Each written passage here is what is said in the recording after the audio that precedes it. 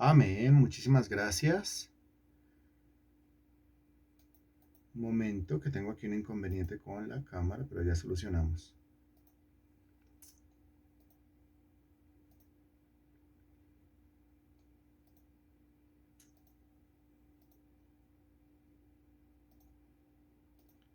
Listo, solucionado el inconveniente. Muy buena tarde para todos. ¿Cómo están? ¿Cómo se encuentran? Espero que estén bien. ¿Me escuchan bien y me ven bien para iniciar de una vez? Qué alegría volverlos a ver desde lo virtual, pero pues es de todos modos contacto y es de todos modos comunión. Ok, muy bien.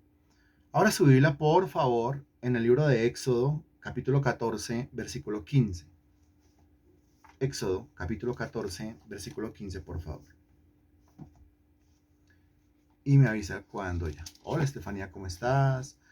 Hola, señora Natalia. Manita Marta León. Señora Liliana. Señora María Sánchez. Señora Marta Penagos. ¿Cómo están todos? Éxodo, por favor. Señor Don Henry, ¿cómo está? Bien. Éxodo capítulo 14, versículo 15.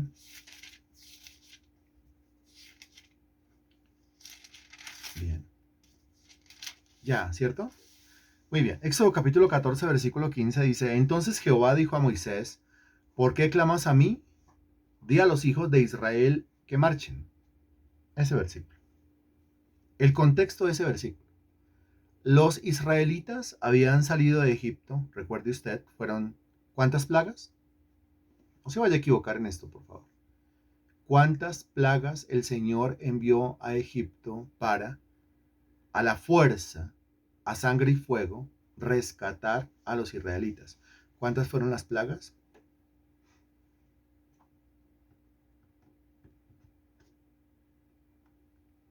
Excelente, las plagas fueron 10, muy bien. ¿Y la última plaga, cuál fue? La última, que ya el faraón dijo, váyanse de aquí, no los quiero más aquí en mi tierra. ¿Cuál fue la última plaga? Esa, muy bien, la muerte de los primogénitos, ¿se acuerda? Y usted se acuerda, qué fue lo que los israelitas tuvieron que celebrar, cuál fue la fiesta que los israelitas celebraron para que se resguardara o se salvara la vida de los primogénitos israelitas, para que solamente se afectaran los primogénitos de los egipcios. ¿Cuál fue la fiesta que tuvieron que celebrar ellos en la noche? Excelente, muy bien. La fiesta de la Pascua, muy bien. ¿De qué trata? Pues del sacrificio de un cordero. Acuérdense lo que tenían que hacer con la sangre, los postes y los dinteles, o sea, el marco de la puerta. Y acuérdese también usted lo que ellos tenían que hacer con la carne. Dice que tenían que comérsela, pero tenían que comérsela apresuradamente con hierbas amargas. ¿Por qué apresuradamente? Pues apresuradamente primero porque a Dios le gustan las cosas rápido, definitivamente. Segundo, apresuradamente porque esa misma noche ellos se iban de Egipto, así que no podían, pues, con toda la paciencia, digerir esa carne o comerse esa carne, porque eso era ya que tenían que salir de ahí. Entonces, tras la muerte de los primogénitos, el faraón iba a acceder, iba a decir, casi que obligados, casi que por imposición, váyanse de mi territorio. Entonces tocaba rápido. Y en tercer lugar, porque es que esto es tipología de el conocimiento de la palabra de Dios, es tipología de uh, mi forma de involucrarme con las cosas del Espíritu. El cordero es el Señor Jesucristo. El cordero se tenía que comer apresuradamente. A Cristo nos lo tenemos que comer metafóricamente. Su conocimiento lo tenemos que recibir, lo tenemos que tomar, tenemos que ser llenos de Él apresuradamente. Hay cristianos muy lentos. Por ejemplo, Lot. Dice en el libro de Génesis capítulo 19 que el Señor mandó dos ángeles y que los ángeles daban prisa a Lot diciendo, sal de esta ciudad para que no perezcas en el castigo de ella. Daban prisa a Lot porque Lot era muy lento. Y el Señor pues desde el principio, y hay muchos ejemplos de eso, enseñó que a él le gustan las cosas rápidas y bien hechas. Y aquí los israelitas acaban de salir de Egipto. Van caminando, llegan a la playa del Mar Rojo, allí como que descansan, es decir, como que se descargan la maleta, botan la maleta ahí, como que algunos se sientan en la playa, otro encontrará un elevado, otro encontrará una piedra, para sentarse un rato ahí, contemplando el mar, la libertad, hasta ahora están como que respirando libertad, cuando de repente un estruendo detrás de ellos comienzan a ver cómo el polvo se levanta por los cascos de los caballos y las ruedas de los carruajes aladas por los caballos. Es el ejército de los egipcios que viene detrás de los israelitas con la orden de matar a los israelitas donde los encuentren. Los israelitas, como siempre hacen, entran en pánico. Después de haber visto una plaga, dos plagas, tres plagas, cuatro plagas, cinco plagas, 6, 7, 8, 9, 10 plagas que Dios envió para castigar a los egipcios y obligar a los egipcios para que los dejaran ir, después de ver cómo el Señor los resguardó, los cuidó, los protegió, ahora entran en pánico y comienzan ellos a desconfiar del Señor y comienzan a decir, pues que mejor se hubiesen quedado en Egipto, que para qué salieron de Egipto, que mejor se hubiesen quedado allá, que si el Señor los sacó de Egipto para dejarlos morir entre el Mar Rojo y el ejército egipcio. Ahí es. Entonces, ¿qué tan rápido se olvida la providencia divina, ¿no? ¿Qué tan rápido se olvidan los milagros de Dios? ¿Qué tan rápido se olvidan los hechos poderosos del Señor? Acaba de hacer algo el Señor conmigo y es poderoso y es potente y es prodigioso. Eso era para conservarlo en la memoria siempre, porque se convierte en un aliciente, en un incentivo, en una motivación, en una propulsión a chorro, para yo seguir caminando, para yo seguir adelante, para yo seguir marchando y para no detenerme nunca. Si yo me acordara de todo eso, dése cuenta las claves. Si yo me acordara de toda esa providencia, de todos esos milagros, de cuando el Señor me sanó, de cuando me proveyó, de cuando me restauró, de cuando me libró, de cuando me restauró. Si yo me acordara de esa mano providencial de Dios que está conmigo todos los días, mañana, tarde y noche, si me acordara de eso y solamente de eso, nadie me detendría. No me sentaría en la playa a divisar el horizonte. Y tampoco me escandalizaría ni entraría en pánico cuando al frente mío está el mar y detrás escucho los cascos y las ruedas de los ejércitos egipcios. Pero estos sí entraron en pánico. ¿Por qué? Porque la tendencia de la raza humana, la tendencia del ser humano es acordarse solamente de lo malo. ¿Sí? Poner su cabeza solamente en lo malo que ocurre en el pasado, lo malo que está ocurriendo en el presente y probablemente lo malo que va a ocurrir en el futuro.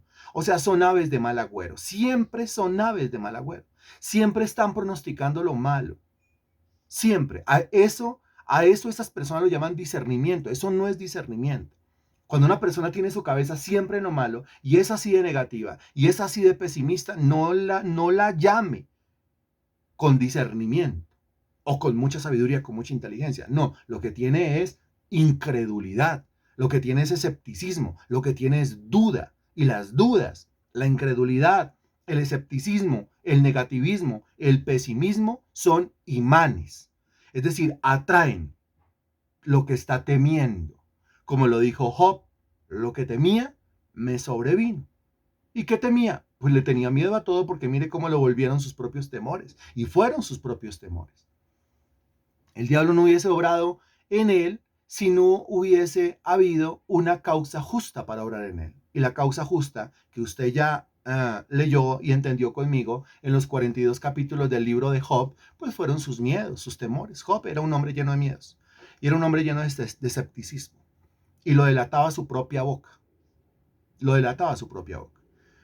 Son comentarios frecuentes de fracaso, de enfermedad, de ruina, de miseria, de recaídas, de no nos va a ir bien, ¿sí? de lo peor que puede pasar es lo peor que puede pasar. ¿Y por qué no piensa en lo mejor que puede pasar? ¿Por qué siempre hablar de lo peor que puede pasar será? ¿Y por qué no pensamos en lo mejor que puede pasar? ¿Por qué no traemos lo mejor? ¿Quién está conmigo? ¿Por qué no traemos lo bueno? ¿Quién está conmigo? ¿Por qué no traemos la salud? ¿Quién está conmigo? ¿Por qué no traemos el trabajo, la prosperidad? ¿Por qué no traemos la abundancia y la sobreabundancia? ¿Quién está conmigo? Pues que uno atrae. La fe es un imán. Y la incredulidad, la duda y el escepticismo es también un imán. Y recuerde que eso se desata con el dabar, que es la palabra hablada. Esto hay que ponerlo en práctica. Si no lo ponemos en práctica, lastimosamente como los israelitas, llenos de milagros. Dios ha hecho con ellos milagros por doquier. El pueblo en el que Dios más hizo milagros, los israelitas. Milagros portentosos.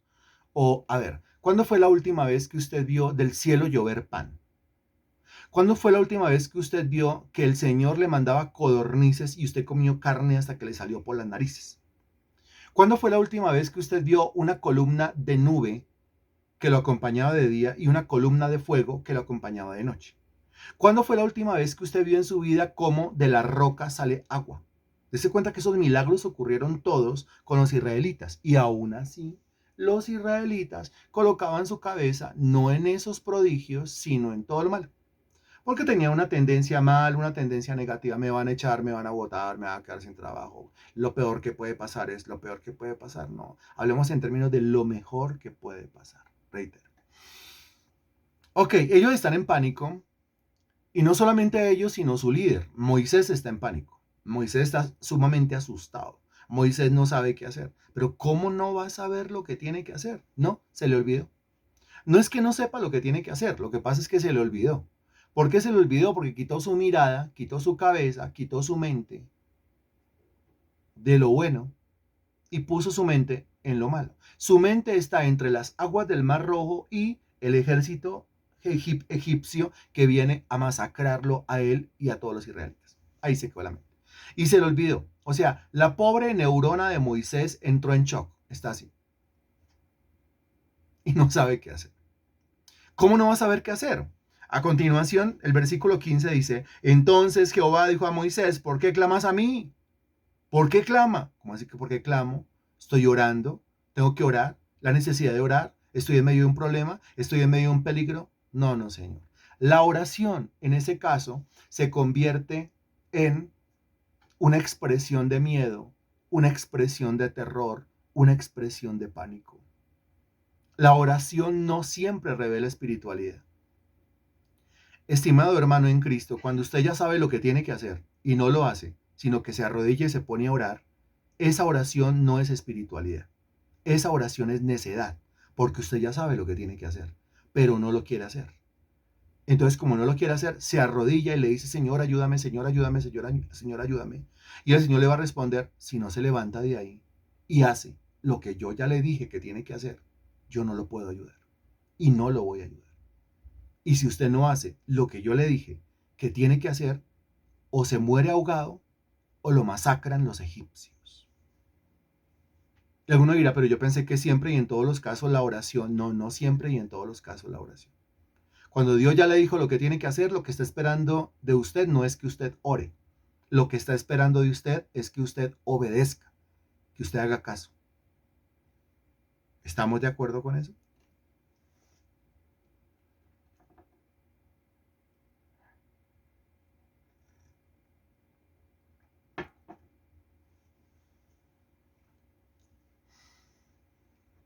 Por supuesto. Entonces, mire, yo le pongo un caso. El Señor le habló a un hermano y le dijo que tenía que diezmar y que tenía que ofrendar para prosperar económicamente.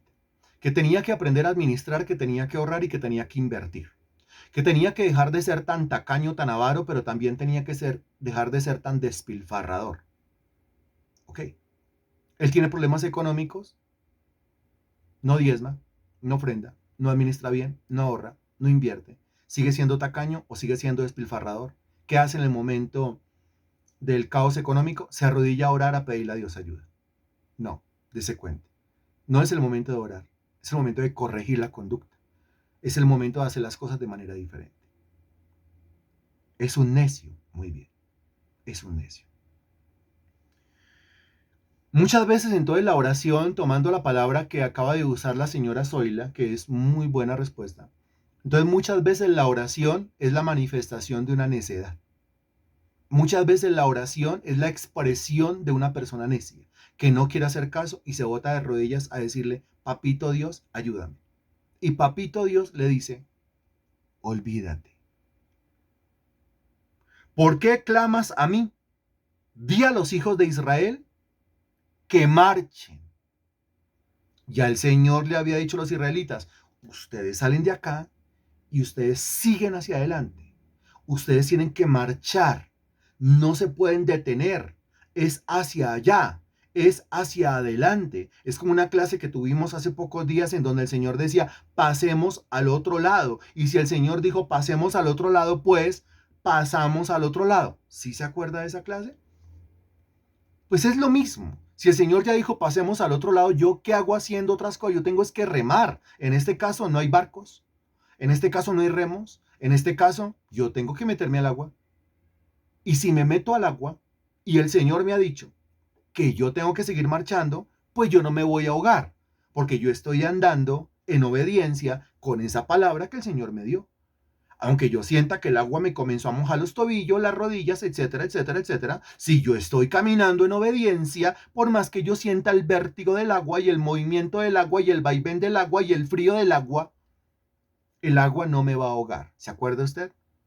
Cuando pases por las aguas, completa el versículo, por favor. Ahí lo tiene. ¿Qué conexión? Muy bien, maravilloso. Solamente lo logra el Espíritu del Señor. Muy bien, qué impresionante. O sea, no acabo de decir la primera parte y usted ya está respondiendo la segunda. Cuando pase por las aguas, no me ahogaré. ¿Se acuerda?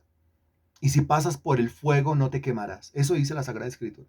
Si no es por las aguas que le toca caminar, sino por el fuego, hágale. ¿Por qué? Dios dijo que le hiciera. Entonces usted, hágale. ¿Cuál es el pánico? ¿Cuál es el miedo? ¿Cuál es el susto? Hay que hacerlo. Sin miedo.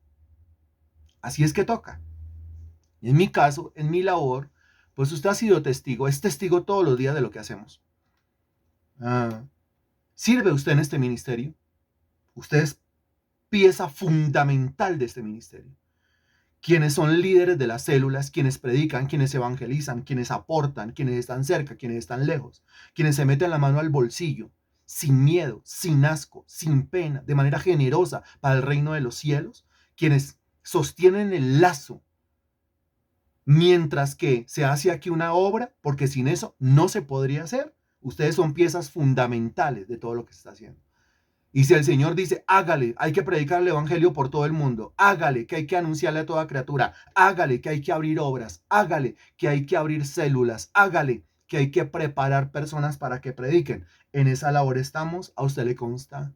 Por eso, cuando me preguntan a mí, ¿qué necesidad tiene usted? Y tremendo que son pastores y predicadores los que se enteran de lo que hacemos nosotros y dicen, uy, pero qué desgaste, qué necesidad tiene usted de dictar discipulado el lunes, el martes, el jueves y el viernes. Eso es demasiado, un discipulado entre semana y sale. No se desgaste tanto. Yo no. ¿Por qué? Porque lo que tengo en la cabeza no es entretener a la gente ni llenar de información a la gente. Yo lo que tengo en la cabeza es formar gente, capacitar gente. Eso. De manera que por eso predico el lunes, para formar, el martes, para formar, el jueves, para formar, el viernes, para formar. Estoy formando, no estoy entreteniendo. No es que no tenga nada mejor que hacer. Y tampoco lo hago por hobby. Sí lo hago porque es mi pasión, porque es mi llamado. Esto es lo que a mí me toca hacer. Está dentro de los dones que el Señor me dio. Pero tengo un objetivo en mente al dar cada clase y es formarlo a usted como predicador, como ministro del Evangelio, como evangelista, como uno que da testimonio, como uno que abre la boca, como uno que lleva el Evangelio por donde va y como uno que puede al mismo tiempo reproducirse en otras personas, las personas a las cuales usted les predica. O sea que eso no se queda ahí. Muy bien. Y dése cuenta que es un trabajo que estamos haciendo entre todos. Por eso y varias personas con las cuales nos escribimos por WhatsApp y hablan de mi trabajo, yo les recuerdo que no es mi trabajo, sino nuestro trabajo, porque es un trabajo en equipo, es un trabajo en conjunto. El Señor nos llamó como cuerpo, miembros de un mismo cuerpo, no lobos, no llaneros solitarios. Somos miembros de un mismo cuerpo. ¿Ok? Por eso seguimos caminando, teniendo la mirada puesta en esa palabra del Señor que dice, hágale hacia adelante. Ok, el versículo 16 dice, y tú, ¿a quién le está hablando Moisés? Y tú, alza tu vara. ¿Se acuerda que desde Éxodo capítulo 3, o en el que ha estudiado la vida de Moisés, cuando Moisés le pregunta, pero yo cómo quiere que vaya y libere a los israelitas? Si es que yo no soy nadie, yo ni siquiera sé hablar. Y el Señor le pregunta qué tienes en la mano. Y él, pues porque era un señor ya adulto, tenía 80 años, y aparte por su profesión actual de pastor de ovejas, pues tenía un bastón en la mano, un palo en la mano, un leño en la mano, un báculo en la mano. Y en Éxodo capítulo 3 le dice, pues con ese leño que tiene en la mano, con eso usted va a hacer los milagros. ¿Cómo así? Sí, cada vez que usted extienda, que usted dirija esa vara hacia algún lugar, ese lugar se verá afectado. ¿Sí se acuerda? Usted extiende su mano hacia algún lugar y ese lugar se verá afectado. En ese lugar va a ocurrir algo. En ese lugar va a ocurrir algo sobrenatural. Ahora, ya pasamos nosotros por enseñanzas, pero se lo repito, que esa vara es la palabra de Dios. Y que la palabra de Dios tiene que levantarse y apuntarse a un lugar. Y cuando la palabra de Dios se levanta y se apunta a un lugar, ¿y con qué se apunta? Con esto, con la boca, con la lengua, o sea, con el dabar. Cuando usted apunta, levanta la vara, la apunta a un lugar, levanta la palabra, la apunta con las palabras a un lugar de manera insistente, allá en ese lugar donde usted está apuntando la palabra, va a ocurrir un milagro, va a ocurrir un prodigio, va a ocurrir una señal. Moisés tocó con la vara el río Nilo y el río Nilo se convirtió en sangre. Todo es con la vara. Todo es con la vara. Y sin la vara no se puede. Ahora Moisés está ahí, entró en pánico, se arrodilló a orar y el Señor le dice, ¿usted qué está haciendo? Estoy orando. ¿Quién le dijo que orara? No es momento de orar. Está cobardado. Le dio miedito. Pero yo qué hago aquí? Pues lo mismo que hizo allá cuando estaba en Egipto, ¿se le olvidó? Sí, se le olvidó al tipo. Se le olvidó. En todas las plagas, para traer las plagas, Moisés tuvo que hacer algo con esa vara. Y ahora se le olvidó cómo es que se usa. No me diga que se le olvidó. Es como cuando le dice uno a alguien se le olvidó comer porque se chorrió. Y se le dice a una persona grande, se le olvidó comer, mire cómo está de chorreado o de chorreada, porque eso lo aprendió desde chiquito y cómo es que se le olvidó. Lo mismo a Moisés se le olvidó comer. A Moisés se le olvidó usar la vara, a Moisés se le olvidó apuntar la palabra, Moisés entró en pánico. Cuando uno entra en pánico, se le olvida el gran poder que hay en la lengua, el gran poder que hay en la boca, el gran poder que hay que se desata, que se libera. Cuando uno apunta la palabra de Dios a una situación específica y lo hace de manera perseverante. Si la situación es crítica, no duerma. No duerma. Quédese en una habitación, solamente hablando, solamente profetizando, solamente diciéndole a sus huesos secos. Y usted va a ver un milagro. Dios lo promete, Dios lo dice. Pero aquí tiene que recordarle a Moisés porque nuestro Dios es paciente. Entonces, otro sermón en donde el Señor habla del poder de la palabra. Otro, sí, otro. Y tú, alza tu vara. Lo de Éxodo capítulo 3 y aquí estamos en Éxodo 14. Otra vez repetirle. Sí, Señor. Y tú, alza tu vara y extiende tu mano sobre el mar y divídelo. Y entren los hijos de Israel por en medio del mar en seco. Entonces, aquí hay una cosa espectacular. En el versículo 15 dice el texto, di a los hijos de Israel que marchen. Marche. Regáleme un sinónimo o significado también de marchar. Marche. Eso es lo que el Señor le está diciendo a usted en esta noche. Marche. ¿Qué le está diciendo el Señor? En otras palabras, marche. A ver quién llega a esa expresión que nos va a ser útil hoy. Marche. Di a los hijos de Israel que marchen. Marchen. A ver. Esperamos respuesta de todos, ¿cierto? Ninguno se quede sin responder, por favor. Cero indiferencias. Marchar, yo comienzo a leer. Andar, bueno, puede servir. Camine, puede servir. Avanzar, esa está genial. Esa está genial. Caminar, sirve. Caminen, sirve. Camine, sirve. Bien. Ande, avance, lo mismo de Natalia. Muy bien. Muévase, muy bien. Avanzar en orden, muy bien, Marley. Sigan, muy bien. Utilicemos el término avance. Vuelvo a leer el versículo 15 y donde encuentra la palabra marchen, cámbiela por avancen y lo va a poder entender. Entonces Jehová dijo a Moisés, ¿por qué clamas a mí? Di a los hijos de Israel que avancen. ¿Avanzar es hacia dónde? Avanzar es hacia dónde. ¿Hacia dónde yo puedo utilizar el término avanzar? Muy bien, hacia adelante, otra expresión que nos puede servir. Díganle a los hijos de Israel que marchen, díganle a los hijos de Israel que avancen, díganle a los hijos de Israel que sigan caminando hacia adelante, hacia adelante. ¿A quién le está hablando el Señor? ¿Para quién es la palabra en este momento? ¿A quién el Señor le está diciendo, usted marche, usted avance, usted siga hacia adelante, hacia adelante?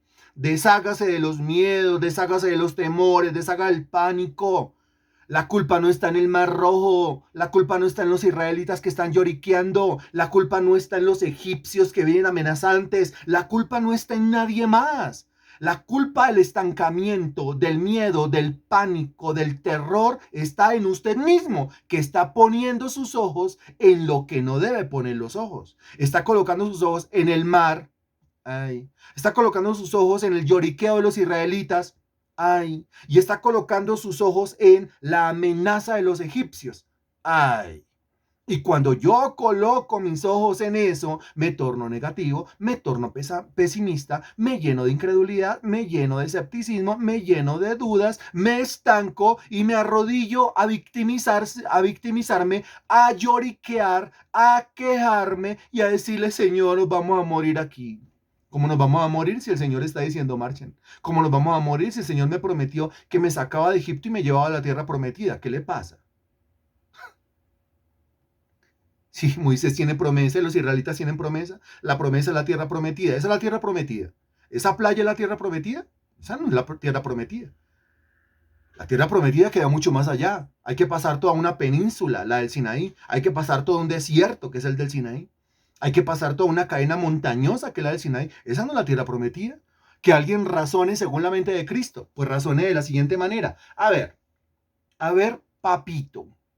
Pues el Señor dio una promesa, que me sacaba de Egipto para llevarme a la tierra prometida y aún yo no estoy en la tierra prometida. Si aún yo no estoy en la tierra prometida, por más que yo me vea amenazado por el mar, por más que yo me vea como atolondrado por el lloriqueo de los que están a mi alrededor, y por más que yo me vea como paniqueado por los ejércitos egipcios que vienen a matarme, yo aquí no me voy a morir. No.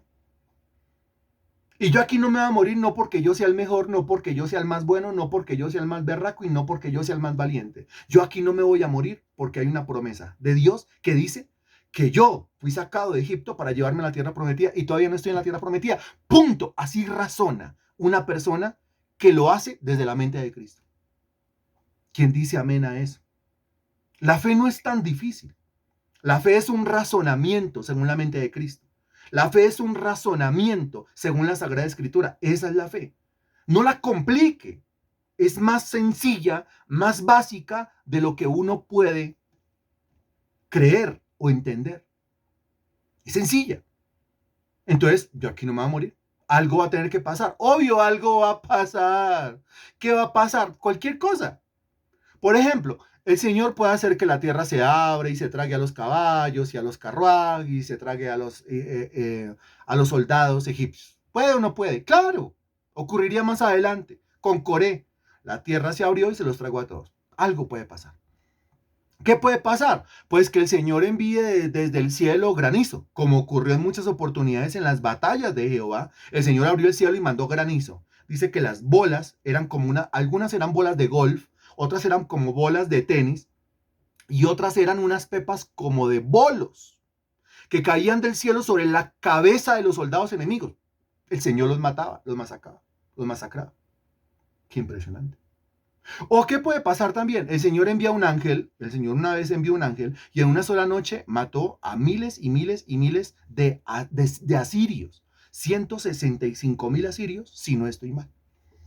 El Señor se queda sin recursos, por favor. papito, el Señor tiene todos los recursos habidos y por haber para llevarme a mí de la esclavitud egipcia a la tierra prometida. ¿En qué estamos? ¿Cómo tener éxito en proyectos espirituales? ¿Cómo se llama la lección de hoy? La lección de hoy se llama, si usted quiere tener éxito en proyectos espirituales, le toca comenzar a razonar según la mente de Cristo.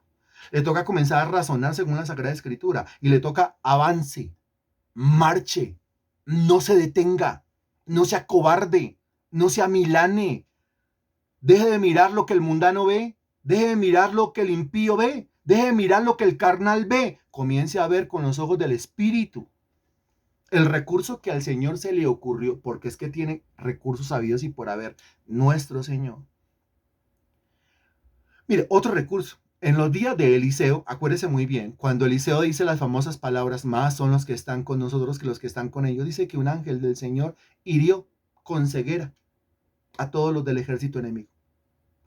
Ahí se van acercando los egipcios, acá no pueden quedar ciegos. Ya, punto. Señor tiene miles de recursos. Señor, ¿pero de dónde? Pero es que a veces yo quiero, mire, a veces yo quiero razonar la razón de Dios. No sé si me lo está entendiendo, ¿sí? A veces yo creo que Dios tiene mi misma lógica. No, Dios, ¿qué va a tener esa asquerosa lógica? ¿Quién me lo está entendiendo? A veces yo quiero entender a Dios, pero desde mi razonamiento, desde mi lógica y desde mi entendimiento. Entonces dice, no se atreva, porque Isaías capítulo 55 dice que los pensamientos de Dios son más altos que los pensamientos de nosotros. No es con nuestra lógica. O sea, ¿cómo usted va a decir, bueno, el Señor va a tener que hacer esto? Y el Señor dice, no, yo no voy a tener que hacer lo que usted me está diciendo que yo haga. Yo tengo recursos infinitos, yo tengo recursos extraordinarios, yo tengo recursos desde lo natural y desde lo sobrenatural. Usted a mí no me condiciona. ¿Quién se cree usted para decirme lo que yo tengo o lo que no tengo que hacer? Yo soy Dios, siempre me comporto como Dios. A usted nunca le pido permiso para absolutamente nada. No necesito su permiso. Yo lo que necesito es que usted se someta, cierre el pico a murmurar en contra de mí y abra la boca, más bien apúntela para donde tiene que apuntarla. Ahora, bueno, usted dirá, ahí voy yo marchando, versículo 15, ¿y qué ocurre cuando en medio de esa marcha aparece un obstáculo? Es decir, un mar rojo. No es cualquier problema, es un mar de problemas. ¿Qué hago? Y el Señor le dice, pues, ¿qué hace? Extienda la vara, divida el mar. Mire la expresión en el versículo 16. Dice, alza tu vara. ¿Quién lo tiene que hacer? Moisés. Extiende tu mano. ¿Quién lo tiene que hacer? Moisés. Divide el mar. ¿Quién lo tiene que hacer? Moisés. En la vara de Moisés, en la mano de Moisés, y cuando Moisés levanta su mano y en la mano tiene la vara, el mar se divide. Lo tiene que hacer Moisés. Entonces, si yo en este avanzar o en esta marcha o en este ir hacia adelante me encuentro con un obstáculo, ¿qué hago? Levante la vara. O sea, pronuncie la palabra. Pero es que no es tan fácil, el problema es grande. Pues no duerma. Decida esta noche no voy a dormir. Ya, punto, no voy a dormir. Sacrifique una noche de sueño. Haga vigilia solo. Enciérrese en un cuarto. Llévese los versículos a propósito, porque la vara tiene que extenderse hacia un lugar en específico, hacia una situación específica. Llévese los versículos específicos. Hágalo.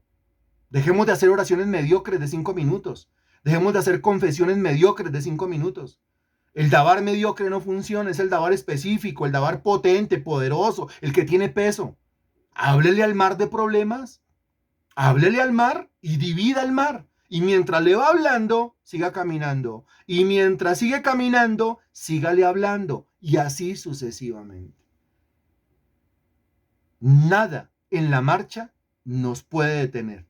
Es más, nada en la marcha nos va a detener en este caminar espiritual, curso de los martes, o en este proyecto material, curso de los lunes, si usted entiende que al Señor no le gusta que usted se quede quieto, que el Señor lo quiere siempre en movimiento, que cuando usted se quedó quieto está por fuera, se salió, se rebeló a la voluntad del Señor, que el Señor lo quiere siempre, hágale caminando, hágale avanzando, hágale hacia adelante y si encuentra algún obstáculo, levante la vara y solucione el problema. Es que Dios razona así, pues levante la vara y solucione el problema. Y Dios dice, ¿cuál es el problema? Es un mar. Eso es un problema para usted. Es un monte de problemas. Eso es un problema para usted. Para Dios los montes no son problemas. Para Dios los mares no son problemas. ¿Se acuerda de Primera de Corintios, capítulo 13, que dice, y si tuviere toda la fe, de tal manera que trasladase los montes? ¡Upa! O sea que el que ha crecido de tal manera en la fe y abre la boca y la apunta, cual vara, en dirección a ese problema, termina trasladando los montes, abriendo los montes, allanando los montes, ¿m? Abriendo el mar. Ahora, los recursos de Dios son infinitos, extraordinarios, y Dios hace como quiere. Pero siempre abre camino en el desierto. Ejemplo, muchos milagros en la Biblia tienen que ver con el agua. En este caso, ¿qué hizo el Señor? En este caso, como en el paso de los israelitas por el río Jordán, el Señor abrió el agua. Pues abrió el agua y pasen por ahí. Milagro, qué impresionante. Sí, claro. O puede ser que el Señor se lo lleve en un barquito. En un barquito, como el caso de los discípulos, en un sermón que tuvimos hace poquito, los discípulos seguían remando. Puede ser que lo lleve en un barquito. Igual va a pasar al otro lado, igual va a ser por el agua. O el Señor abre el mar, o el Señor lo pasa en un barquito, o puede ser que el Señor lo pase a usted caminando sobre las aguas. Dese cuenta cuántos recursos. Al Señor no le gusta repetir milagros. El Señor es sumamente creativo y sumamente imaginativo. Es uno el que se crea una tormenta en un vaso de agua. Y el Señor dice, pues es que yo puedo, la verdad, hacer de todo aquí. Cualquier cosa aquí. Para mí todas las cosas son fáciles y todas las cosas son posibles, pero este no cree. Este está limitado solamente a una opción. Está encerradito de aquí. Que está limitado solamente a una opción. Dice, es que es esa y tiene que ser esa. Y si no es esa. Y el Señor dice, no me haga reír. ¿Cómo así que tiene que ser eso? ¿Usted me está viendo que yo tengo que hacer eso obligatoriamente? No, no, no. Yo soy Dios. Y si no es que abre el mar o lo pasa en un barquito o lo pasa caminando sobre las aguas, pues entonces lo pasa en un transporte submarino, como en el caso de Jonás. El Señor tenía preparado un gran pez, se tragó a Jonás y después de todo lo que usted ya conoció, pues fue y lo escupió en Nínive. Allá. ¿Qué tal el departamento creativo de nuestro Señor? Conteste, por favor.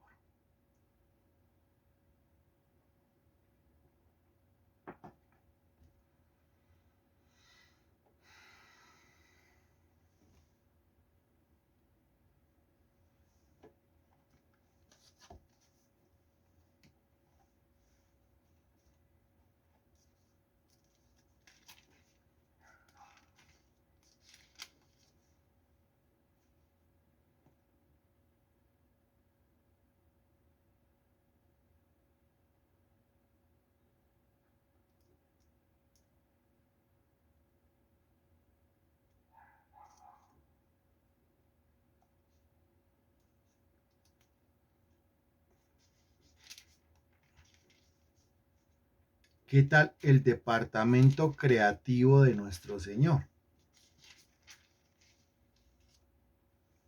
Responda, por favor. Dice, infinito, genial, genial, inimaginable, no tiene comparación con nada, muy genial e insuperable, perfecto, único, maravilloso, Él lo es todo, muy preciso a la ocasión, maravilloso, sin límites, ok, pero aquí faltan respuestas, ¿cierto? Aquí faltan respuestas, tienen que haber 13 respuestas, a ver, yo cuento, a ver. 1, 2, 3, 4, 5, 6, 7, 8, 9, 10, 11. Faltan respuestas. Entonces pregunto yo, si usted ya respondió, eso no es para usted. ¿Sí? ¿Dónde está la respuesta de Marta Penago? Pues si Marta Penago ya respondió, y no, eso no es conmigo. ¿Dónde está la respuesta de Natalia, de Zoila, de Marta León, de Mario, de Don Henry, de Estefanía, de Liliana? ¿Dónde está la respuesta de Juan Esteban? ¿Dónde está la respuesta de María Sánchez? ¿Dónde está la respuesta de BJA?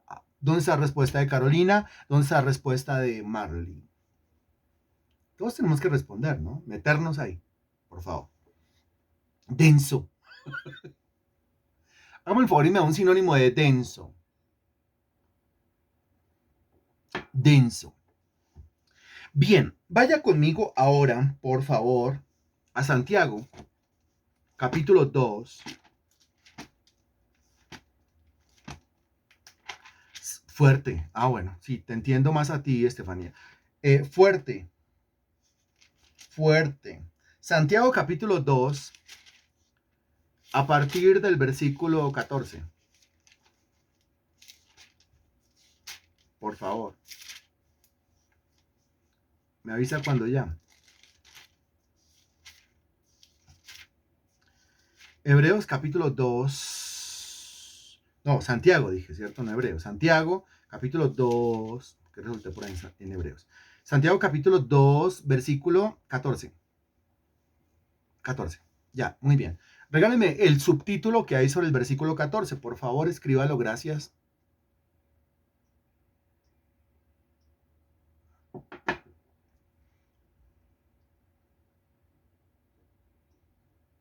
Excelente. Gracias, señora Zoila. La fe sin obras es muerta. Muy bien. Sí tiene fe, sí, pero la tiene muerta. O sea, eso es como tenerla, nosotros no utilizamos el dicho secular, ¿no? Sino eso es como tener la fe, pero tenerla muerta. Y si yo tengo fe, pero la tengo muerta, ¿qué tengo? Y si yo tengo fe, pero la tengo muerta, ¿de qué me sirve? ¿Y cómo sé yo que la tengo muerta? Porque no obro. ¿Cómo así no obro? Pues, uniendo al contexto anterior, pues no me muevo, no avanzo, no marcho hacia adelante. Estoy acobardado, estancado esperando que algo pase. No va a pasar nada. Se lo aseguro, no va a pasar nada. O al menos nada bueno. Porque si se queda quieto, pues el mar no va a venir a tragárselo. Pero los egipcios sí van a venir a matarlo. No hacer nada es quedarse estancado y sí esperar que los problemas se me vengan encima y me masacren. Huya del estancamiento. No permita el estancamiento en su vida. Córrale a eso. Eso trae perdición, ruina, miseria, pobreza, enfermedad, destrucción. Cuando uno ha caído en ese círculo vicioso de la monotonía, de la rutina, del estancamiento, de que todo es lo mismo, eso le comienza a comer, a carcomer. Es como el óxido. Se comienza a comer. Su vida comienza a ser sulfatada, para que me entienda. Su vida comienza a corroerse. Y comienza a corroer si usted dice, ¿qué pasa Dios? Y Dios, ¿por qué otra vez me quiere echar la culpa a mí? La culpa es suya. ¿Por qué clamas a mí? Di a los hijos de Israel que marchen. Y tú, levanta tu mano, levanta la vara, divide ese mar, pasa por en medio de ese mar. ¿Para qué le di la vara? Entonces aquí el Señor pregunta, ¿yo para qué cree usted que yo le doy mi palabra? ¿Para qué cree usted que yo le doy mi conocimiento? ¿Para qué cree usted que yo le doy mi doctrina? ¿Para qué cree usted que yo le doy mis promesas? ¿Para qué cree usted que yo le doy mis versículos? Para que los apunte y solucione problemas. ¿Quién? Usted con la vara, usted con la palabra. Apunte hacia ese problema, apunte hacia ese mar. Se va a dar cuenta cómo las cosas van pasando, cómo las cosas van solucionándose. Ok. Y aquí, la fe sin obras. De eso hablábamos en Éxodo y ahora el Nuevo Testamento para que se dé cuenta que es que están los dos lados de la Biblia. ¿No? La fe sin obras es muerta. Yo tengo fe, yo tengo fe, yo tengo fe, yo tengo fe, yo tengo fe. No, no, no, no tiene fe. Está lloriqueando en la playa del Mar Rojo. No tiene fe. Sí tengo fe. Bueno, sí tiene fe, pero muerta. O sea, no tiene nada. Y el contexto dice así, hermanos míos, ¿de qué aprovecha si alguno dice que tiene fe y no tiene obras? ¿Podrá la fe salvarle? Eso está maravilloso. Pero vamos a cambiar la palabra obras por un término que sea semejante, que sea igualitico, que sea sinónimo y que nos despierte. El Señor quiere que obremos. A ver, en el contexto de Éxodo capítulo 14, el Señor quiere que actuemos. Entonces, cambiémosla por actuar. Hermanos míos, ¿de qué aprovechará si alguno dice que tiene fe y no actúa? Muy bien. ¿Más claro? ¿Sacudidor? Hagámoslo más claro. La palabra avanzar. Hermanos míos, ¿de qué aprovechará si alguno dice que tiene fe y no avanza? Lo voy entendiendo. Ok, ahora la palabra marchar. Hermanos míos, ¿de qué aprovechará si alguno dice que tiene fe y no marcha? Ok, ahora la expresión caminar hacia adelante. Hermanos míos, ¿de qué aprovechará si alguno dice que tiene fe y no camina hacia adelante? No está en continuo movimiento. No se despierta, no se mueve, no hace nada. Y pregunta, ¿podrá la fe salvarle? Pero mire que está hablando de hermanos míos. Los hermanos, pues somos creyentes, los hermanos hemos sido lavados por la sangre de Cristo, los hermanos somos hijos de Dios y por lo tanto ya somos salvos. Sí, entonces, ¿por qué dice el texto, ¿podrá la fe salvarle? Pues porque recuerde usted que la palabra salvación en realidad significa liberación, ¿no? Usted utiliza el término me salvé, quiere decir me liberé. ¿De qué? De una situación X. No sé, usted va por un andén, estaba lloviendo, lloviznando, hay un charco, y entonces viene un carro a toda, pero usted logró con mucha agilidad moverse para un lado, el carro levantó el agua y no lo mojó a usted. Usted me salvé. ¿Se salvó de qué? ¿Del infierno? No, de que me mojaran. Entonces, salvación significa liberación. En ese sentido, usted fue salvado de que lo mojaran, de que lo ensuciaran. Salvación significa liberación. Por eso se dice que la mujer con el flujo de sangre, cuando tocó el borde del manto de Cristo, fue salva. ¿Por qué? Porque fue liberada. ¿De qué? De una enfermedad. En ese sentido fue salva. Salva de la enfermedad, salva de la ruina, salva de la escasez, salva de la deuda, salva del problema. La palabra salvación es inclusiva. No inclusiva como los del movimiento LGBTQ, sino inclusiva en el sentido de que dentro de ese término salvación está todo, absolutamente todo, contra todo lo que usted necesita. Por eso dice la Sagrada Escritura, eso es Romanos capítulo 1, versículo 16. Carolina, por favor, activas tu micrófono y tú o tu esposo de memoria, Romanos capítulo 1, versículo 16. Muchas gracias.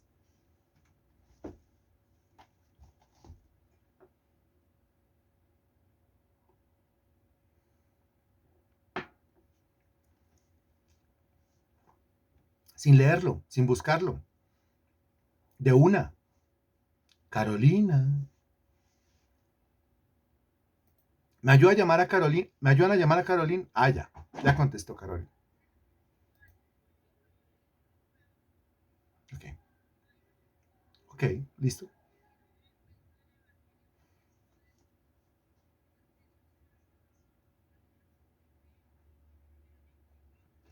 Excelente, Carolina, muchísimas gracias. Sí, es ese. Porque no me avergüenzo del Evangelio porque es poder de Dios para qué? Salvación, o sea, para liberación, para ser salvado. ¿De qué? Mire, te están aplaudiendo. Muy bien, Carolina, así se hace de una. Salvación, salvación de mil cosas. Y el Evangelio es poder de Dios para eso. Aquí, ¿poder la fe salvarle? ¿La fe me salva de qué? La fe me salva de todo. La fe es el remedio para todo. Frente a cualquier amenaza, el único antídoto es la fe. ¿Cuál es el remedio contra la enfermedad? La oración de fe salvará al enfermo. Mire, salvará al enfermo. ¿Salvará? Sí, salvará. ¿De qué? Pues de la enfermedad. La oración de fe salvará al enfermo.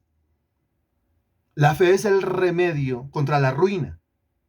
Creed en Jehová y estaréis seguros. Creed a sus profetas y seréis prosperados, dice la Sagrada Escritura. La fe es el remedio, es el antídoto para absolutamente todo, todos los males. para toda la aflicción de este mundo. Por eso dijo el Señor Jesucristo, en el mundo tendréis aflicción, ¿sí? Pero después dice, confiad, o sea, tenga fe, yo he vencido al mundo. O sea que la aflicción del mundo se contrarresta, la aflicción del mundo se soluciona cuando hay fe. ¿Pero qué clase de fe? Pues la fe de Éxodo capítulo 14, versículos 15 y 16. ¿Cuál fe? Pues la fe de Santiago capítulo 2, versículos del 14 al 26. Seguimos leyendo. ¿Podrá la fe salvarle? Es una pregunta. Si alguno dice que tiene fe, pero no tiene obras, no se mueve, no actúa, no marcha, no camina, no avanza, ¿podrá la fe salvarle? Responda usted. ¿Podrá la fe ayudarle? Responda usted. ¿Podrá la fe librarle? Responda usted. ¿Podrá la fe sanarle? Responda usted. ¿Podrá la fe prosperarle? Responda usted. ¿Podrá la fe restaurarle? Responda usted. No. ¿Qué fe ni qué fe? Pero yo tengo fe, ok, pero está muerta. Eso es como tener la fe, pero tenerla muerta. Versículo 15. Entonces, a continuación, para que lo entendamos, porque quizá alguno dice, "Ay, yo en estos 51 minutos de exposición sigo sin entender qué es lo que me quiere decir el predicador". Haga el loco. Entonces, si está haciendo el loco o la loca, el Señor a continuación deja de hablar de la fe y pasa a hablar del amor. Para que lo entienda ahora desde la perspectiva del amor y después regresa otra vez al tema de la fe. Entonces el ejemplo que plantea es el siguiente. Y si un hermano o una hermana están desnudos y tienen necesidad del mantenimiento de cada día, uy, tenaz. O sea, esta gente pues está aguantando frío, está aguantando hambre, ¿no? Porque dice que están desnudos, frío, y tienen necesidad del mantenimiento de cada día, o sea, tienen hambre. Y son hermanos. Y alguno de vosotros les dice, id en paz, vaya en paz. Pero ¿cómo se va a ir en paz si no es que tiene frío? ¿Cómo se va a ir en paz si no es que tiene hambre? ¿Cómo se va a ir en paz si no es que tiene sed? Id en paz, calentados y saciados. ¿Cómo se va a ir en paz? ¿Cómo se va a calentar? ¿Cómo se va a saciar si usted no le ha dado nada? Y si alguno de vosotros le dice ir en paz, calentados y saciados, pero no les dais las cosas que son necesarias para el cuerpo, o sea, no le da nada, no le da nada, pero le dice, Dios le bendiga, ¿sí? Sí ha escuchado, ¿no? No le da nada, no le ayuda, no se mete la mano al bolsillo, no es generoso, pero para nada. Dice, Dios le bendiga. O si no le dice en ese momento, mire, y volvemos al contexto o al argumento de Éxodo capítulo 14, versículo 15, cuando las oraciones no son sino una manifestación de la necedad. Porque tiene para ayudarle, algo para que se caliente, no tiene, entonces algo para que coma. De alguna manera hay que ayudar. No tiene todo el recurso. Y usted dirá, es que yo no tengo por qué vestirlo y yo no tengo por qué llenarle la barriga. Pues usted es un pésimo cristiano, es un mal cristiano, de los peores, que ni siquiera merece llamarse cristiano. Sobre todo que aquí está hablando de un hermano o una hermana. Ni siquiera de un desconocido en la fe, sino de un hermanito o una hermanita que cayó en calamidad. Hay que extender la mano. ¿Todo? No, no necesariamente todo, pero algo hacemos, algo hagamos. O sea, le está diciendo al Señor, muévase a ayudar. Este no le da nada, pero le dice, Dios le bendiga, ese Dios le bendiga ya choca, y le dice, ay, hay que orar. Yo le prometo que voy a orar por ti. Esa oración es una canallada. Esa oración es una necedad. ¿Por qué? Porque lo que el individuo necesita en el momento no es que usted le diga Dios le bendiga. Lo que necesita en el momento, porque le están crujiendo las tripas del hambre, no es que usted le diga que va a orar. Porque con oración no llena la barriga. Lo que necesita en el momento es que le den un saco, un buzo, una blusa, una chaqueta, una cobija, la pongan encima y le den algo para que coma. Después de eso, ahí sí dígale, Dios le bendiga. No, no le bendiga, ya le bendijo, porque mire que le puso una cobija encima y mire que le dio para comer. Y después de eso sí dígale que usted va a orar por esa persona para que su situación cambie. Pero después de eso, no antes o no en cambio de. Ahora, deja el tema del amor y vuelve al tema práctico de la fe. Así también la fe, si no tiene obras, es muerta en sí misma. Volvemos al asunto, el asunto del amor. Dios le bendiga, no le doy nada. Voy a orar por ti, no le da nada. Vamos a unir en cadena de oración, no le da nada. Si es práctico. O sea, créame que en ese momento no tiene que decir Dios le bendiga y en ese momento ni siquiera tiene que hacer una oración. Lo único que tiene que hacer es darle algo para que se caliente y darle algo para que coma. Punto. Eso es todo.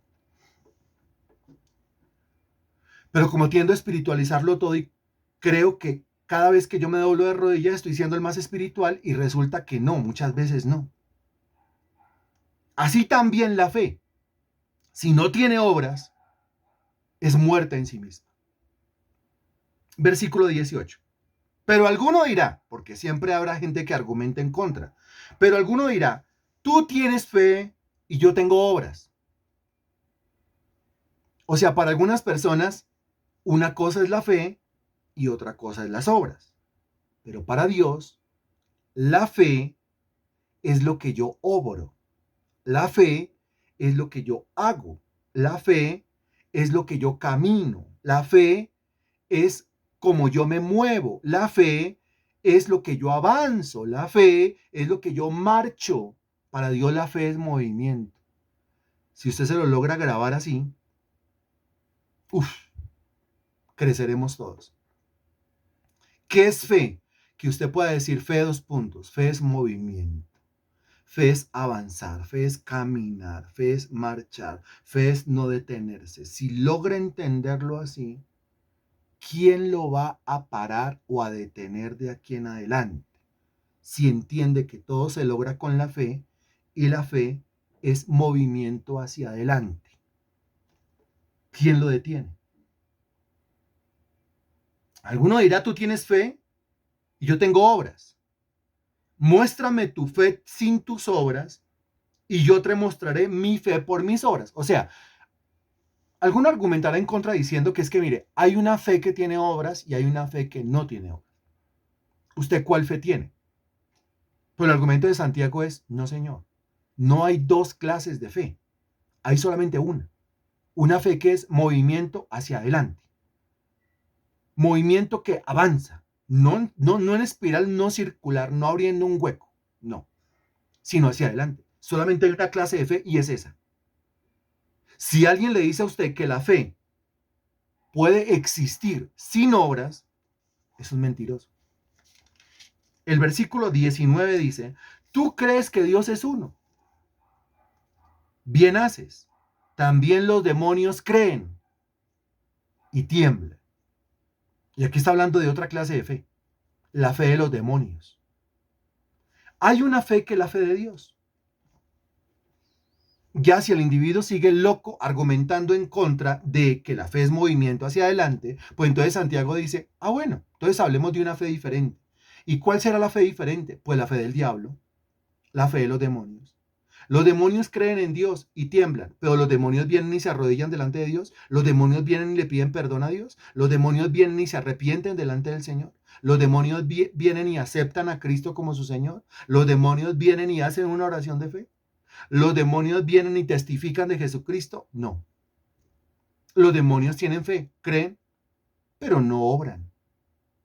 Aquel que tiene fe, pero no tiene obras, aquel que tiene fe, pero no se mueve, aquel que tiene fe, pero no avanza, ha descendido al mismo nivel de fe de los demonios. Mejor dicho, los demonios son bla, bla, bla, bla, bla, bla, bla, bla, bla, bla, bla, en cuanto a Dios.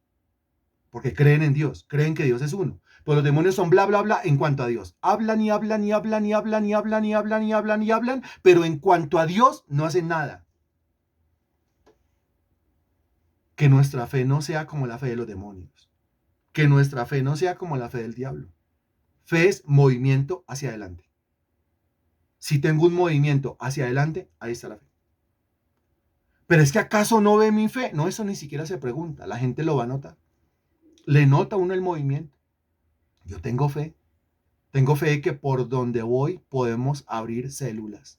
Tengo fe de que por donde voy podemos abrir obra evangelística. Tengo fe de que por donde voy la gente cree en el Evangelio. Tengo fe de que por donde voy el Espíritu Santo se manifiesta. ¿Por qué lo digo? Es el dabar mío, pero no porque lo digo, porque es que es mi constante movimiento todos los días. Yo tengo fe que al dictar estos discipulados, usted es preparado y capacitado para asumir el liderazgo de una célula, de una obra evangelística, de una obra de iglesia. Para eso le predico, no para entretenerlo. Para eso le predico, no para que se sienta chévere. Para eso le predico, no para que encuentre claves y soluciones a sus problemas personales solamente, sino para que usted se capacite como servidor del Señor Jesucristo. Y ese es mi dabar, pero esa es mi fe, porque dése cuenta que lo que yo hago, porque predica todos los días, porque creo que la predicación diaria surte efecto. ¿Por qué me muevo evangelizando todas las semanas? Porque creo que al evangelizar abrimos nuevas obras y la gente viene a Jesucristo. ¿Por qué invoco en las reuniones al Espíritu Santo? Pues porque creo que cuando lo invoco el Señor se manifiesta y hay manifestaciones visibles, palpables de su presencia en un lugar. Por eso, esa es mi fe, lo que yo hago. Esa es mi fe, lo que la gente ve, que son mis acciones. Esa es mi fe. ¿Dónde está tu fe? La misma pregunta que el Señor le hizo a los discípulos. Sigue diciendo el versículo 20. Mas quieres saber, hombre vano, mire cómo lo llama, el que dice que tiene fe pero no tiene obras, es un hombre vano, o sea, un hombre vacío. ¿Vacío de qué? De fe. No tiene fe realmente. Su fe es como la del diablo. Habla y habla. Es hay un versículo y otro versículo y otro versículo y otro versículo y otro versículo y más versículos, pero no actúa. No actúa. Se queda estancado entre el Mar Rojo en un problema y el ejército egipcio, otro problema. Está estancado entre un problema y otro problema. Y solo ve problemas. No logra ver más allá. Mas quiere saber, hombre vano, que la fe sin obras es muerta. Y si está muerta, no existe. ¿No fue justificado por las obras Abraham, nuestro padre, cuando ofreció a su hijo Isaac sobre el altar? Por supuesto. Es allá en el contexto del sacrificio que presentó Abraham a Dios. Cuando Dios le dijo a Abraham, quiero que tomes a tu hijo, tu único hijo, y lo sacrifiques para mí en holocausto en el monte Moria. ¿Qué hizo Abraham? Mientras que usted va contestando, yo le repito el argumento y la pregunta. Abraham, quiero que tomes a tu único hijo y lo ofrezcas para mí en holocausto sobre la cumbre del monte Moria. Pregunta, ¿qué hizo Abraham? Excelente, señora Zoila, excelente Marta León, excelente Natalia, excelente Marta Pérez. Obedeció. Obedeció. Pregunta, al tomar a su hijo, al mandar arreglar e ensillar las bestias, al cargar madera, al cargar fuego, al llevarse a su hijo y comenzar paso a paso acercándose al monte Moriah, Abraham estaba demostrando que, recuerde, paso a paso, recuerde, va marchando, recuerde, hay movimiento, recuerde, hay avance. ¿Qué está demostrando? Pues fe. Usted lo puede ver desde el punto de vista de la obediencia o desde el punto de vista de la fe, pero ¿acaso la obediencia no es fe?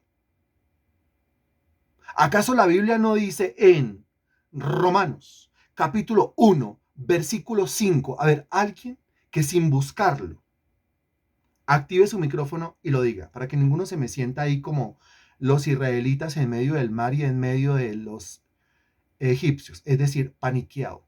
Alguien, sin mirarlo. Sin mirarlo. Si usted lo está mirando allá para acordarse, no vale, no sirve. Alguien que active el micrófono, pero tiene que levantar la mano para darle la palabra. Levante la mano y diga de memoria lo que dice Romanos capítulo 1, versículo 5. Y se va a dar cuenta que lo que estamos diciendo está en Romanos 1:5. ¿Quién? Acuérdese, yo sé que está acordando, está en su cabecita. Muy bien. ¿Quién levantó la mano? Señora Zoila. Adelante, señora Zoila. Muchísimas gracias.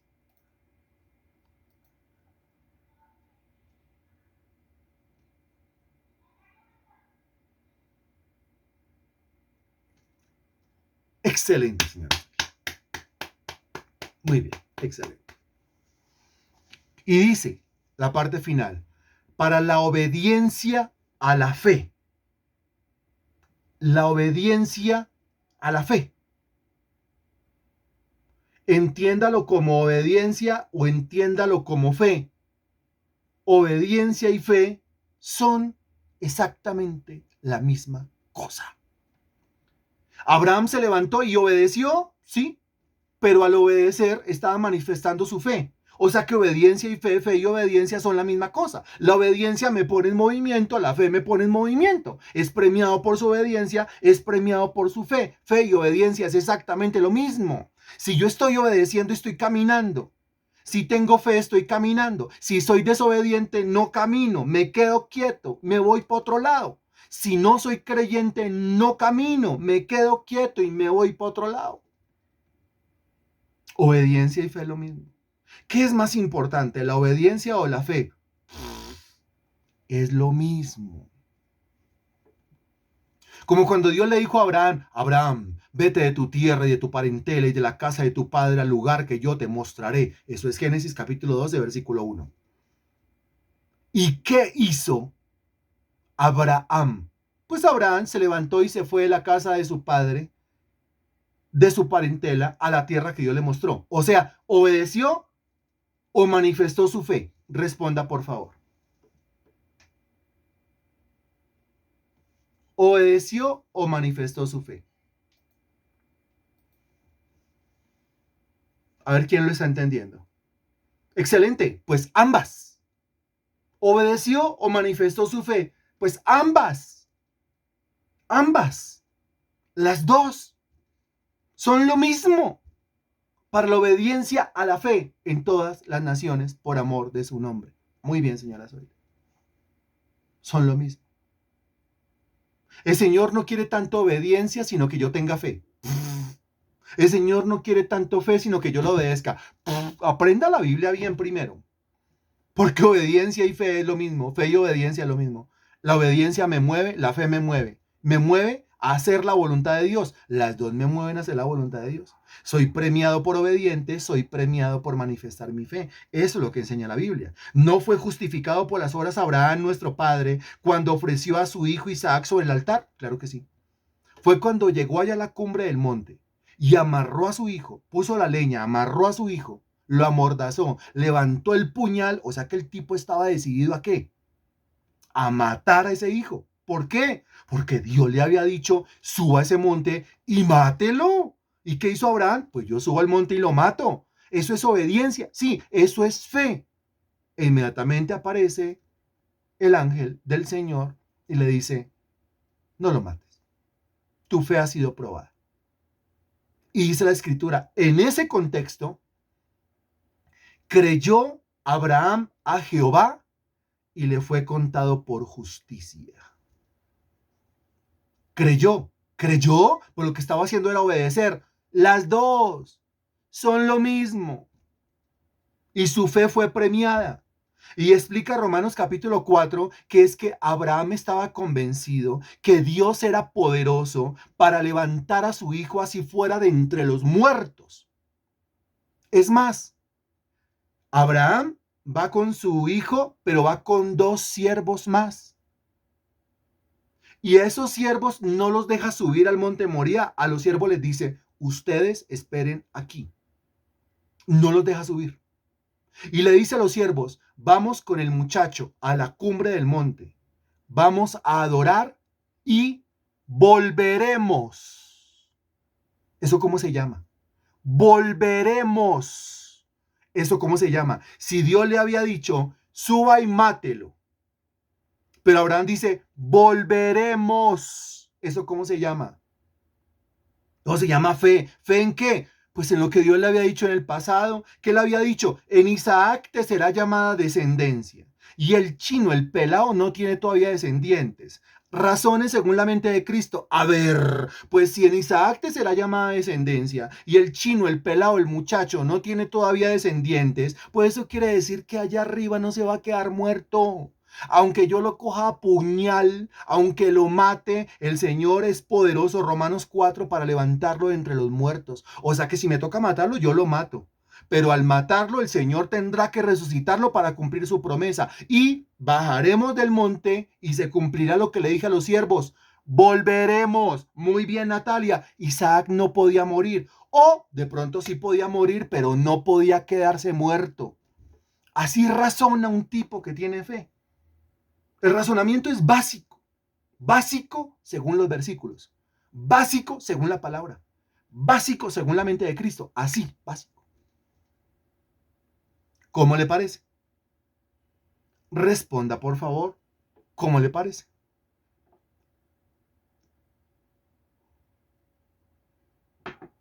Porque si vamos a tener éxito en proyectos espirituales, hay que aprender a razonar así, razonando según la mente de Cristo. Así. Un raciocinio en Éxodo 14, un raciocinio en Santiago capítulo 2. ¿Qué nombre le ponga a la clase? Así, razonando según la mente de Cristo. Póngale así.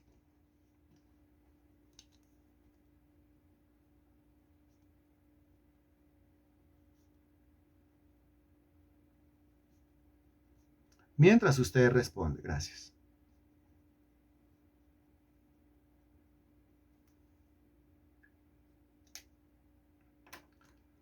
Contundente, ¿cierto? Gloria a Dios, Dios es fiel a sus promesas, Dios le había prometido una, exacto, Dios es concreto, punto. Dese cuenta que la Biblia dice, mire, Malaquías 3:6, porque yo, Jehová, no cambio, yo no cambio. Hebreos 13:8, Jesucristo es el mismo ayer y hoy y por los siglos. Su palabra es una, es firme, no cambia. Su promesa es una, es firme, no cambia. Dios no juega a los dados. Frase que se le atribuye a Albert Einstein. Realmente Dios no se la pasa jugando a los dados. A ver qué va a pasar con la vida de Estefanía. 1, 2, 3, pin. Uy, 5 y 2. Estefanía, le tocó. No, Dios no juega a los dados. No. Dios siempre cumple sus promesas. Excelente, ahí está. Pero ¿a quién le va mejor? Al que razona según la mente de Cristo. Póngale razón al asunto. No es que yo soy sumamente racional, yo soy sumamente lógico, yo soy un hombre de cuentas, yo soy una mujer de cuentas, soy una mujer de números. Sí, pero usted razona con su propia razón, con su propia lógica. Usted razona según sus propios números. Usted razona según sus propias cuentas. Y eso usted lo está fregando, acabando, deteriorando, estresando, deprimiendo, enfermando, arruinando y muchos andos más. Con esa mente no se razona. No es que de esa mente la Biblia dice que es que el hombre natural no puede entender las cosas de Dios. Ese es el razonamiento de un natural. Usted razona, pero desde la mente de Cristo. Y la mente de Cristo es sumamente ágil. 1 más 1 igual 2, punto. Su razonamiento, no, pero es que 1 más 1 puede ser, 1 más 1 puede ser nada. Tome coscorrón. Si tiene que darle un coscorrón al que está al lado, hazlo, Carolina. Pin, tome, sacúdelo. Que tiene arena. Hablando de los israelitas en el desierto, tenían el coco lleno de arena. Y alguien diga, rica arena. Y siga adelante. No. ¿No ves que la fe actuó, versículo 22, no ves que la fe actuó juntamente con sus obras? Note, la fe actúa. Qué tremendo, la fe hace. Qué tremendo, la fe es efectiva. Qué tremendo, la fe obra. Qué tremendo, pero la fe actúa juntamente con las obras. En otra versión diría, mire, la fe solamente actúa, es eficaz, desata, libera el poder cuando actúa. Si la fe está quieta, no hay. Si la fe está quieta, no existe. Si la fe está quieta, es psicosis. Es un video, una película de Hitchcock. Pura psicosis. Pero no pasa nada. Más películas hartas de suspenso. Sacó la película, no pasó nada, no apareció nadie. Se movió una cortina, no había nada debajo de la cortina, se movió algo debajo de la cama, no había nada debajo de la cama, se movió una puerta, no había nada detrás de la puerta. 2 horas me tuvieron ahí y no pasó nada. Así es la vida de muchos cristianos. Puro psicosis, puro suspenso. Parece que va a hacer algo, ese cristiano va a hacer algo, ese cristiano va a salir con algo y no salió con nada. El cristiano Alfred Hitchcock no sale con nada. No, es mejor la de acción, ¿o no? Al menos las películas relacionadas con la fe siempre son películas de acción. Hay movimiento desde la primera escena. Tome, tome, tome, tome y siempre hacia adelante. La fe actuó juntamente con sus obras y la fe se perfeccionó por las obras. ¿Yo cómo hago para perfeccionar mi fe? Actúe. No voy a actuar hasta que mi fe sea perfecta. Nunca la va a perfeccionar si no actúa. La fe actúa cuando obra y en la medida en que obra se va perfeccionando. En la medida en que obra, o sea, por el camino va creciendo. Por el camino se va ensanchando, por el camino se va engrandeciendo y por el camino se va perfeccionando. Esa es la fe. ¿Qué le está diciendo el Señor? Marche, camine, avance, no se quede quieto, hágale hacia adelante. Deje el miedo. ¿Y ahora qué le está diciendo? Si no obra, no tiene fe. La fe es movimiento hacia adelante. Cuando usted obra, la fe actúa. Y en la medida en que actúa, su fe se engrandece y se perfecciona. ¿A quién le está hablando el Señor? Y se cumplió la escritura que dice: Abraham creyó a Dios y le fue contado por justicia y fue llamado amigo de Dios. ¿Amigo de Dios? Qué impresionante esto, mire. Alguna vez dictaremos una clase o un curso o daremos un sermón que se llame amigo de Dios. No. Porque ¿quién es amigo de Dios o a quién Dios considera su amigo? Su amigo, su amigazo, con el cual puede estar y con el cual quiere andar, con el cual quiere caminar. Pero ¿quién es el que Dios considera amigo? O sea, cercano, o sea, íntimo. Porque Dios no tiene favoritos, pero sí tiene íntimos. ¿Sí? Dios no tiene favoritos, pero sí tiene íntimos, cercanos, más cercanitos. ¿A quiénes? Los que muestran su fe por sus obras. Los que marchan, los que avanzan. Vosotros veis, pues, que el hombre es justificado por las obras y no solamente por la fe. Porque si tiene solamente fe pero no tiene obra, realmente no tiene nada, porque eso es como tener la fe pero tener la muerta. O sea, no tiene nada. Ahora el versículo 25 dice: asimismo, también Rahab la ramera, ¿se acuerda de Rahab? La de Jericó, en los días de Josué. Pues ya habían entrado a Canaán, Moisés ya había muerto. Y ahora le toca el liderazgo a Josué.